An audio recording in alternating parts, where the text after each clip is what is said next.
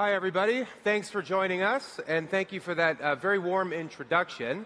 For one, I'm delighted to be here today, and I'm sure Amy feels the same way, because we are on the brink of a new era where technology is kind of reimagining everything that we thought possible for business, for culture, and for society.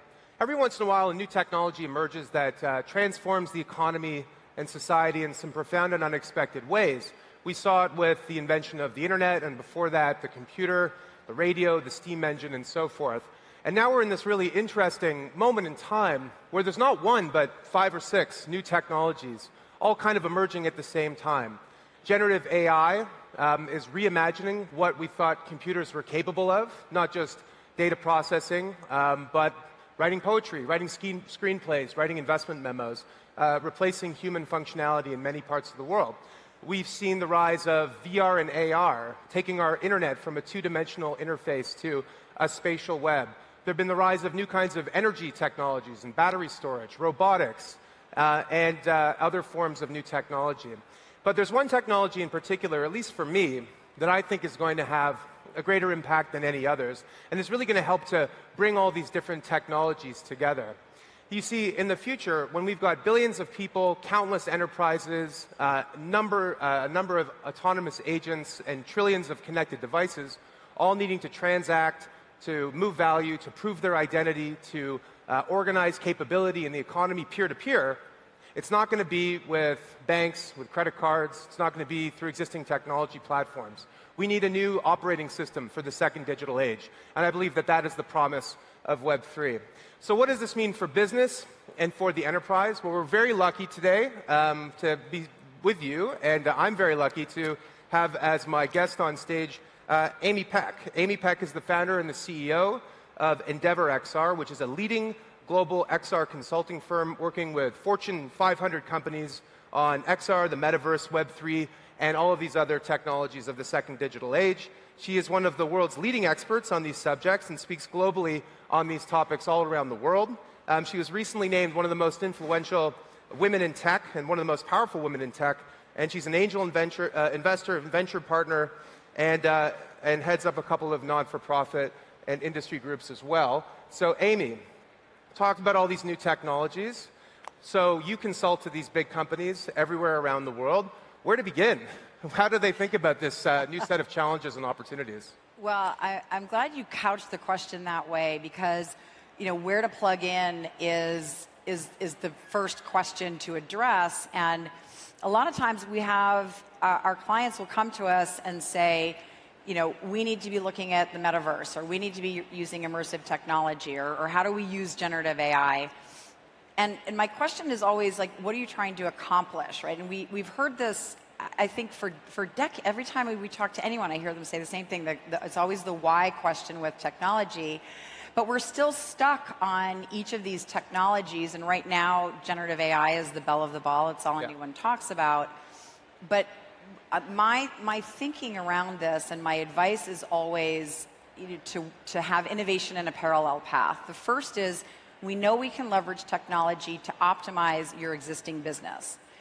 But you have to have a parallel innovation path on what are the products and services of the future. You mentioned this peer-to-peer identity, transparency. How are we going to change your business fundamentally, which is going to happen either with or without you? And you need to start having an opinion on it now. And hopefully we're generating enough ROI with optimization that it pays for this true kind of future vision that's really ground-up transformation. Yeah. I'm reminded of a very famous book called The Innovator's Dilemma by Clay Christensen, where he talks about the problem that incumbents have. And I know a lot of your clients are some of the best-run businesses in the world. And the problem with being a really well-run business is that it makes sense to invest in your existing customers, your existing products, and your existing capabilities, because that's where you make all your money. But when you're faced with a new wave of innovation, oftentimes those technologies stand to threaten a lot of the things that make your business so valuable. And therein lies the dilemma, because investing in all of these new capabilities, as you described it, at first is really a losing proposition, because oftentimes the people who use new technologies are not necessarily your most profitable clients, or they're not necessarily a large segment of the market. You know, with VR and AR, it's a lot of gaming enthusiasts, for example. In Web3, you know, it's a lot of, well, people in the developing world who use DeFi and crypto assets because they don't have access to banking services. Hardly the most valuable customers out there, right? And I think the truth is true for a lot of these other things. So how does a company try and reconcile that challenge of wanting to maintain their core business? They've got shareholders and stakeholders to answer to, employees and so forth, while also staying just ahead enough that they're able to adopt that. Like, how do they not fall victim to that dilemma? Yeah, and it's a real challenge because, you know, they have quarterly earnings calls. They're under fire constantly on the day-to-day, and that's why, again, it's that parallel path of innovation that is really, you know, a future vision. And, you know, you had your book up on the screen. I think it's not there anymore, but oh, I forgot to plug my book. We need to plug your book, but the you know, kind of key to one of the elements that you talk about in the book is around the economics. And the economics of all of these businesses are going to change. And what I'm hoping actually emerges is this sort of parallel economy within the digital landscape that is not driven by scarcity, right? And that is this notion of you know, part creator economy, part self-sovereign identity, where we have much more control over our data, and not to necessarily monetize data, but to really think about how, like, the products and services of the future are just as much around experience and loyalty and a one-to-one relationship with your customer, whether it's B2B or B2C.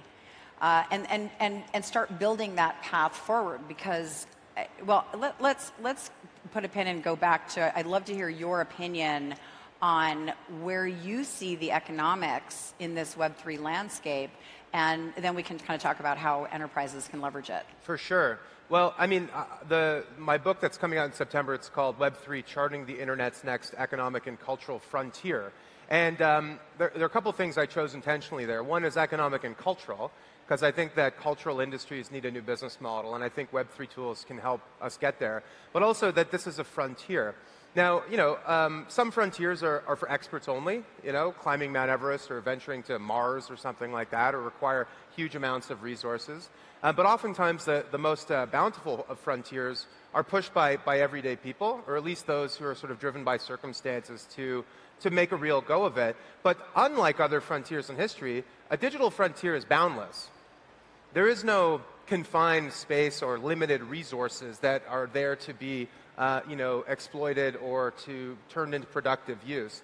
And to me, what's so exciting about Web3 is that not only do we have a boundless frontier online, but we now also have a toolkit that allows us to express our rights on the internet, and specifically property rights. You know, until blockchains came along and tokens, which can be programmed to represent anything of value, from money to titles and deeds to stocks and bonds to art and collectibles and so forth, until the invention of that set of technology primitives, we had no way to crystallize property rights online. And now we have this new toolkit.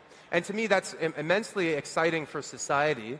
And I think it should also be exciting and perhaps a little terrifying for people in the enterprise.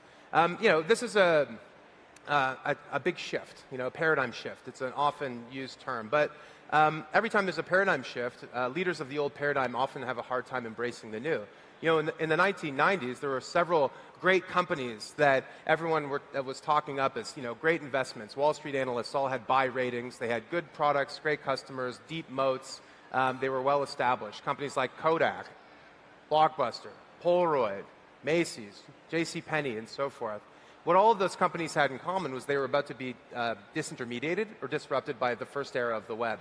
So looking at that period in time with a Web 1 lens, we can see how those businesses were actually standing on a burning platform, where the risk of jumping off and doing something new was actually less than the risk of staying put. So where are we now? Can we look at the world today through a Web 3 lens and say, what are the businesses, what are the Kodaks and Polaroids and Macy's and JCPenney's and Blockbusters of today? Those companies we assume are defensible, strong businesses. Maybe they're financial intermediaries. Maybe they're technology platforms. I don't know. Do you have a perspective on that? Well, it's interesting also that you bring up Blockbuster. I always use that as an example. And, you know, all these large companies, they see the incumbents coming, right? And I always tell my clients, it's like, look, the light at the end of the tunnel can either illuminate the path forward, or it's going to be the lights of the oncoming train. And it's why it is scary for large companies to think of significant disruption to their day-to-day. But I do think it's necessary. I think part of it really comes around, I think, you know, you also referred to the spatial web. It's interesting that we have learned to parse data and interact with data, you know, in a 2D environment. And we don't even know what to do with 3D assets in a 3D realm when we're confronted with them. Yeah. Like, we haven't even figured out what the UI is. Yeah. You know, in our introduction, our MC referred to the new Apple device. I think what Apple is great at is actually taking natural interactions of their users and then baking that in to further iterations of their operating system, so that we start to land on a standardization that feels organic. Yeah. But relative to just conceptually how large companies need to start thinking about, what does a one-to-one relationship with your customer look like? Well, I'd love to understand a bit better. So this is called, I think, blockchains in the boardroom. But really, we're talking about all these technologies of the digital age. I mean, I happen to think that none of this happens without Web3 and with the Web3 toolkit. But today, I mean, ChatGPT and LLM seem to be top of mind. Yeah. I mean, where do all these technologies rank? So if you're talking to, you know, the head of innovation or the CEO of some big company, I mean, what are they thinking about? What's the order? Can you rank them in terms of, like, a sense of panic? Yeah. or a sense of opportunity, depending on how you want to phrase it? Well, I think the order is whatever the headline is. And the headline now is ChatGPT, OpenAI, generative AI, and the implications to the workforce. The interesting thing between immersive technology, which is really, you know, my company was kind of born into, like, VR and then expanded into AR and AI and blockchain over the years. But as an industry, we didn't find that day-to-day utility. Yeah.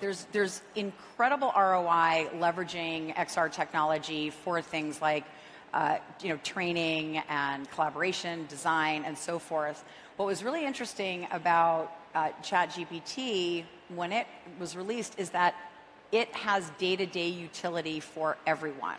Yeah. What that means for companies is that now your employees have a real understanding of a technology that gives them personal utility, and they're going to want to demand these tools in their work, in their general workflow, or they're going to be terrified of losing their jobs because they have a job that is just sort of a rote activity. Yeah. Both of those are things that companies are looking at now and are a little bit terrified by. Yeah. Speaking of terrified, there are a lot of people who are concerned about AI, and generally falls into, you know, one of three different camps. Camp number one is that we're going to have Skynet and humanity is doomed. Okay. Bucket number two is AI is going to displace jobs and cause mass unemployment and social chaos. And number three is, well, if AI can do what people can do, then what does it mean to be human, right? And it's like some existential dread. I actually don't subscribe to any of those categories. I don't either. I'm with you there. It's a classic moral panic, and we see moral panics come and go with every new technology. In fact, I would say that with Web3 and with crypto, for example, there's a characterization that the proliferation of tokens creates new ways for people to gamble and speculate, and it creates new ways for criminals to evade law enforcement. Mm-hmm. Even though the data doesn't support that claim in general, that's the claim that's made. And we saw it with the internet as well, that this was a tool used by pornographers and criminals, and the information was unreliable, and it was all very, you know, sketchy. And I just wonder, you know, how do you on the one hand, you're consulting to big enterprises about how to integrate these new technologies, and on the other hand, the headlines are saying all this other stuff. Like, does that ever cloud the conversation? make it harder? I'm thinking especially, maybe we can just talk about Web3 specifically. Yeah. Because, I think AI, notwithstanding the fear factor, there's I think a consensus in business that this is something we got to pay attention to. It's valuable, yeah, absolutely. And we've been using AI, or a version of AI with machine learning for decades now in companies, especially in advanced manufacturing.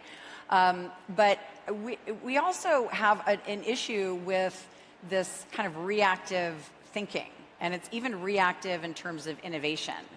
And I think we just need to be much more proactive. And in fact, when people are whining about technology eating the world, I just think, well, then roll up your sleeves and learn enough about it. And impact, we have spheres of influence, right? So how many spheres of influence can you impact with a little bit of knowledge? Well, you can impact a lot. And this is an interesting time where if you have a great idea as an employee within a company and how you can start to leverage it, people are going to listen because they're searching for answers. So I think there has to be a fundamental mindset shift within companies and just with us as consumers, that we have an opportunity to really author the future. We don't feel like we have day-to-day agency because the world is kind of in this hierarchical structure. But we can leapfrog over some of that. And so, my challenge to all of you here today is, what is the thing in the world that you care about? Visualize that, and then I promise you that we can find a solution where technology can pave the way to that vision. But we have to want to do it, and we have to put the work in. There's work now. We let the genie out of the bottle. Yeah, and it's hard to get that genie back in. No, it's not going back in. We've unleashed the force. We don't know what kind of impact it will have, but we know that it's powerful, right? Yeah. I think a lot about people in this audience and what position that they're coming at this conversation from. Maybe you're an entrepreneur and or an aspiring entrepreneur, and you're trying to figure out which of these new areas to focus on. This is almost like going to the shopping mall. You choose different stages. Maybe I'll do an AI thing. Maybe I'll do a Web3 thing. I think you're the luckiest of all, honestly. You and students, who have an opportunity to become experts in something new and enter into the world of business or into government or wherever as experts, to your point, to roll up your sleeves and know more than your boss or anybody else in your whole company knows about something new. Yeah. That's a pretty cool thing. If you're a leader of an existing organization, if you're the CEO or politician or bureaucrat, you've got it's a challenging task that lies ahead for you. On the one hand, these new technology tools could increase capabilities, maybe unleash productivity in your workforce, maybe help you open new markets or build new product sets, or they could completely disintermediate you. And that's something that requires kind of a lot of deftness and nimbleness in order to sort through. I think that hearing you speak, I think that the takeaway I get from all of this is, start now. Might as well. The best time to learn about blockchain and AI was a decade ago. Yeah. The next best time is right now. So thank you for joining us. We appreciate it. Great discussion, and enjoy the rest of the day. Thank you. Thank you.